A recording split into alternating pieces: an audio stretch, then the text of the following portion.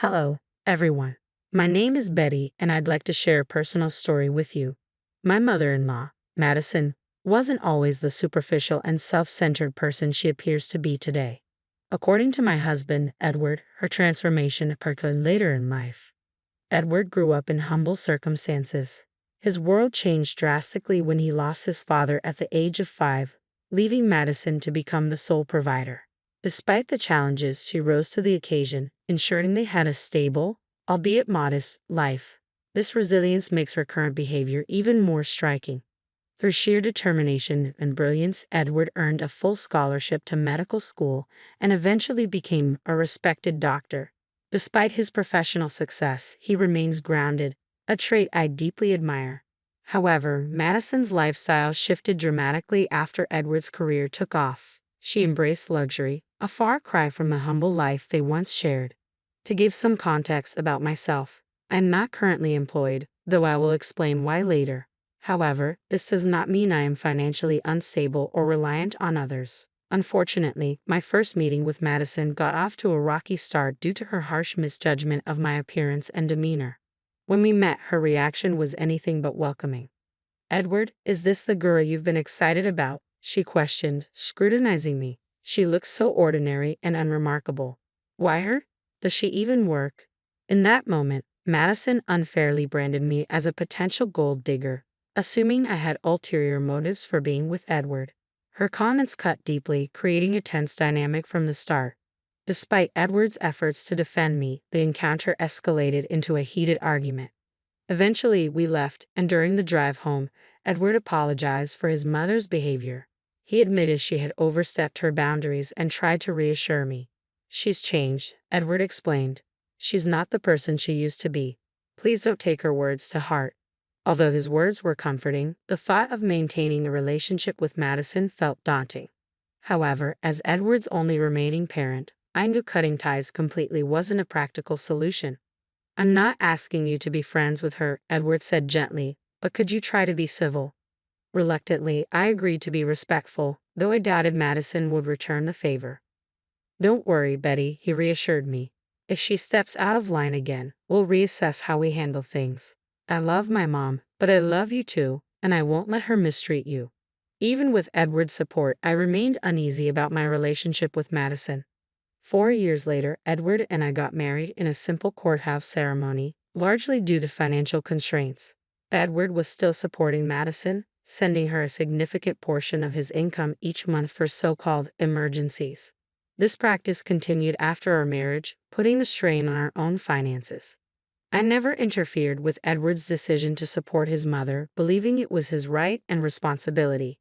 However, Madison's behavior became increasingly problematic. She often spoke negatively about me to her friends, spreading rumors that painted me as a gold digger.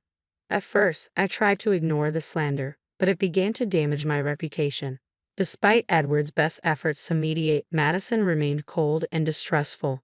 She was convinced I wasn't a suitable match for her son and treated me with disdain and suspicion. The ongoing tension made me question how long we could sustain this fragile family dynamic. Then, one day, Edward shared unexpected news. Madison wanted to invite me to a small gathering she was planning. Given her clear dislike for me, I was skeptical of her sudden change of heart. Edward, however, reassured me. "She wants to make amends," he said confidently. "She's trying to turn over a new leaf."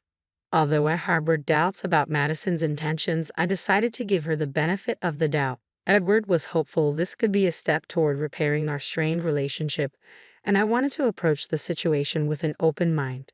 As the party date approached, I waited for more details from Madison with a mixture of eagerness and apprehension. Then the next day, Madison sent me a text. Assuming she was confirming the invitation, I opened it with cautious optimism.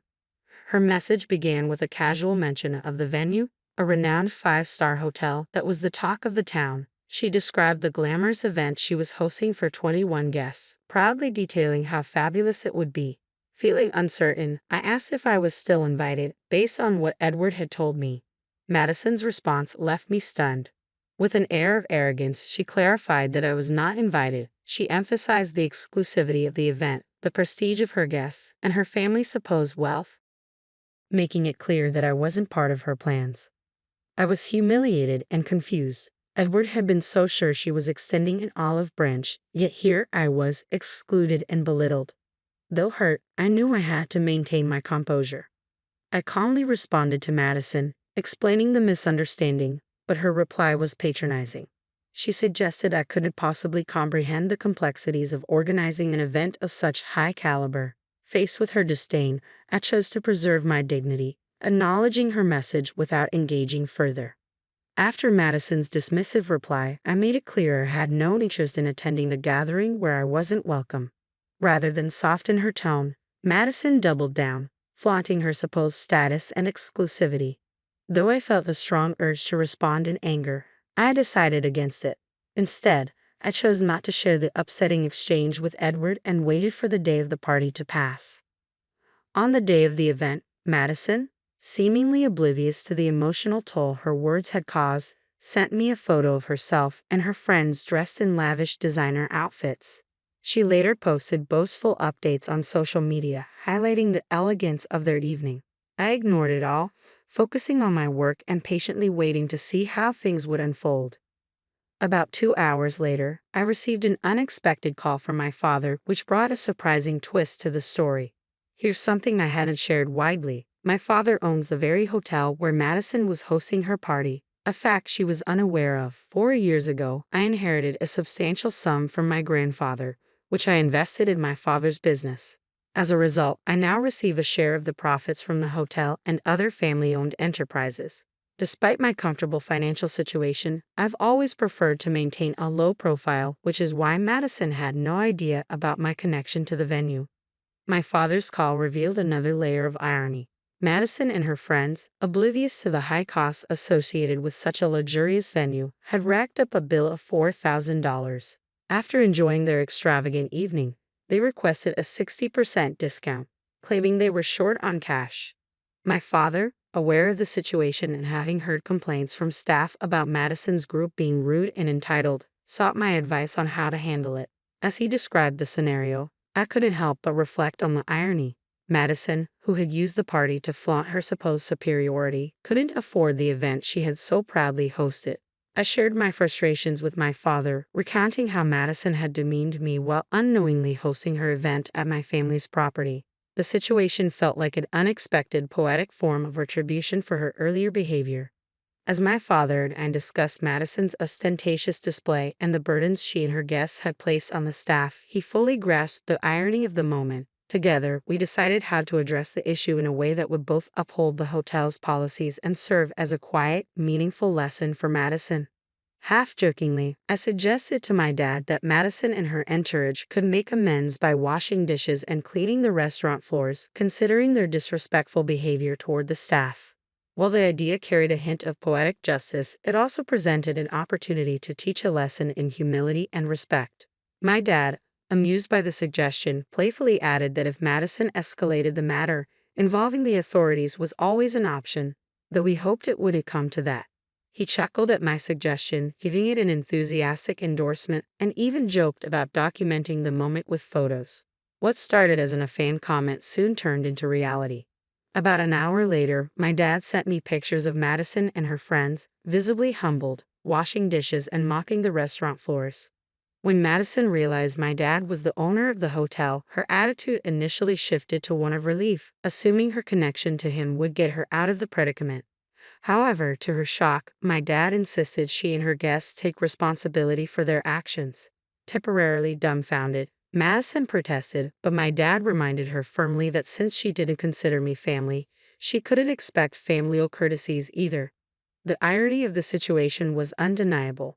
While part of me regretted not witnessing the scene in person, the photos were proof enough of the day's unexpected turn. Later that evening, Edward came home visibly unsettled. It was clear Madison had reached out to him, likely providing a skewed version of the events. He approached me with concern, asking about the claim that his mother had been forced to clean at the restaurant. I knew I needed to tread carefully, balancing my desire for vindication with the importance of preserving my relationship with Edward.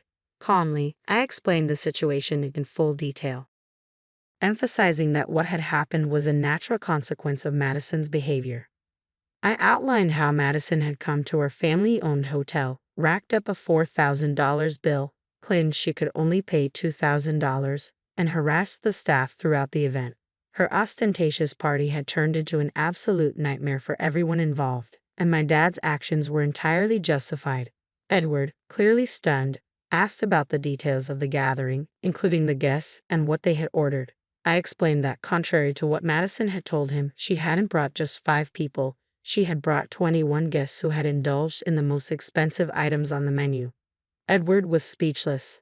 Madison had not only misled him about the guest list, but she had also lied about inviting me, claiming I had declined. The truth left him grappling with a mix of frustration and disbelief as the dynamics of the situation became clearer to him. I corrected Edward by showing him the text messages from Madison, which clearly demonstrated I was never genuinely invited to her event. At his request, I also provided the restaurant bills and shared the full text exchanges. To substantiate the costs further, my father sent him receipts, and I showed Edward photos of Madison's lavish party. As Edward reviewed the evidence, his initial disbelief turned to anger. Without hesitation, he called Madison to confront her about the glaring discrepancies in her story. Madison attempted to downplay the situation, claiming she had only mentioned being short on cash and accusing me of twisting the story to sabotage her. Edward wasn't buying it. He pointed out the inconsistencies between her words and the evidence and reminded her of the insult she had thrown my way, saying I wasn't classy enough to attend her event. Madison tried to dismiss her remark as a harmless joke, but Edward remained unconvinced. He pressed her on her irresponsible spending, especially since it was coming out of his pocket, and criticized her for insulting his wife while wasting money on her friends. Madison scrambled to justify her actions, but Edward's profound disappointment was unmistakable. "Mom," he said firmly, "I made a mistake by always giving you money whenever you needed it. But guess what? That ends now." Desperate, Madison protested. "Edward, you've been so supportive all this time. You can't just stop now. It was just a one-time mistake. Why are you overreacting?" "No, Mom," Edward retorted, his voice steady with resolve. "This isn't just a one-time mistake. If you can't even consider my wife as family, then I don't want anything to do with you. I always hoped you'd change your attitude, but you haven't. I'm not going to keep funding your lifestyle while you insult my wife and call her classless. This ends now." Edward didn't wait for a response. He hung up, blocked her number, and turned to me, his demeanor softening. He apologized profusely for ducking me initially and for not understanding the full extent of the situation sooner. I forgave him, appreciating that he had stood up for me when it mattered most. We had a serious discussion about Madison and decided that, for now, it was best to distance ourselves from her. Edward, though wealthy, remained humble and found his mother's behavior unacceptable. I agreed wholeheartedly, feeling both validated and relieved by his unwavering support. Together, we resolved to remove the negativity she brought into our lives. A few days later, the gravity of her actions began to dawn on Madison. Realizing she might have irreparably harmed her relationship with Edward, she panicked. However, the decision had been made. For us, it marked a new beginning, free from the strain and tension her presence had caused. With Edward ceasing financial support, Madison's lifestyle changed drastically. Accustomed to a high-end existence funded largely by Edward's generosity, she suddenly struggled to maintain her standard of living.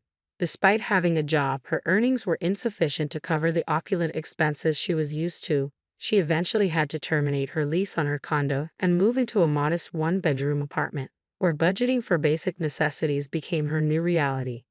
Madison frequently emailed us about her financial difficulties, downplaying her past behavior and accusing us of overreacting. It was clear she wasn't ready to fully acknowledge her role in the estrangement. Meanwhile, Edward redirected his financial support toward my father's business, investing in the expansion of his hotel and restaurant ventures. We had aspirations to grow the business into larger cities, though those plans are still in the early stages. Amid these changes, life brought us unexpected joy. I discovered I was pregnant. Edward and I are thrilled and have been busy preparing for our new arrival. With a baby on the way, I'm relieved that our child will be shielded from the negativity Madison once brought into our lives. Should Madison ever wish to be part of our child's life, I am determined to ensure she does not impart any harmful influences. For now, we are focused on welcoming our child into a loving and stable environment, free from shallow or disruptive behavior. We appreciate any well wishes as we embark on this exciting journey of parenthood, determined to provide the best for our child.